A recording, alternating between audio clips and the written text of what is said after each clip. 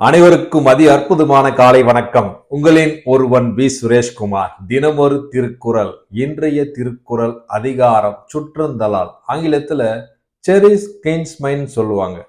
குறள்: பெருங்கொடையான் பேணான் வெகுளி அவனின் மருங்கொடையார் மாநிலத்து இல். குறள் எண் 526. குறளின் விளக்கம்: பெரிய கொடையாளியாகவும் சினம் அற்றவனாகவும் ஒருவன் இருந்தால் அவனைப் போல் சுற்றந்தாரை உடையவர்கள் உலகத்தில் யாரும் இல்லை என்கிறார் வள்ளுவர். உதாரணத்துக்கு சொல்லணும்னா, பெரிய கொடையாளியாகவும் மற்றவர்களுக்கு கேட்கும் பொழுது நல்ல ஒரு கொடையாளியாகவும் தேவை அறிந்து கொடுப்பவராகவும் இருந்தால், மற்றும் சினம் அற்றவனாகவும் கோபத்தை தவிர்த்து நல்லதை பேசும் நாயக்காரராக இருந்து விட்டால் அவனைப் போல் உறவுக்காரர்கள் சுற்றந்தாரை உடையவர்கள் உலகத்தில் யாரும் இல்லை என்கிறார்.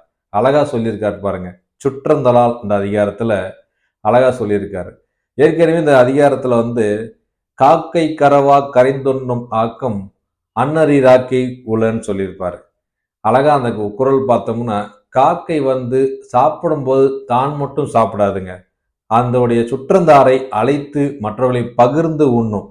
அதே போலங்க இந்த குறள்ல சொல்லியிருக்காரு என்னன்னா, பெரும் கொடையாளியாகவும் சினமற்றவனாகவும் இருந்தால் அவனை சுற்றி சுற்றந்தார அதிகமா இருப்பாங்க. அவனை விட சுற்றந்தார் உடையவர்கள் உலகத்தில் யாரும் இருக்க மாட்டார்கள் என்கிறார். ஆகையால் இக்குறள் மூலம் நாம் தெரிந்து கொள்வது, நாம் பெரும் கொடையாளியாகவும் சினமற்றவனாக இருந்தால் உறவினர்களும் சுற்றந்தார்களும் நம்மளை போற்றி மகிழ்வார்கள்.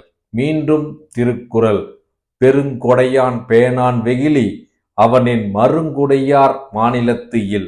திருக்குறள் கற்போம், வாழ்வில் உயர்வோம். நன்றி, வணக்கம்.